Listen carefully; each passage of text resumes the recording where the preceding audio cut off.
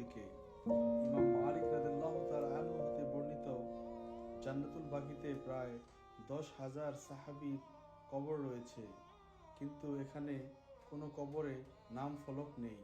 জান্নাতুল বাকিতে রয়েছে হযরত মুহাম্মদ সাল্লাল্লাহু আলাইহি সাল্লামের প্রিয় কন্যা ফাতিমা রাদিয়াল্লাহু তাআলা আনহা ও হযরত রুকায়া রাদিয়াল্লাহু তাআলা আনহা সহ মদিনার একটি কবরস্থানের নাম জান্নাতুল বাকি।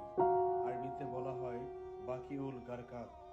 প্রিয় নবী হযরত মুহাম্মদ সাল্লাল্লাহু আলাইহি সাল্লামের পরিবারের অধিকাংশ সদস্য অর্থাৎ তার স্ত্রী, কন্যা, ছেলে ও অন্য আত্মীয় স্বজন থেকে শুরু করে হাজার হাজার সাহাবীর কবর রয়েছে এই জান্নাতুল বাকিতে।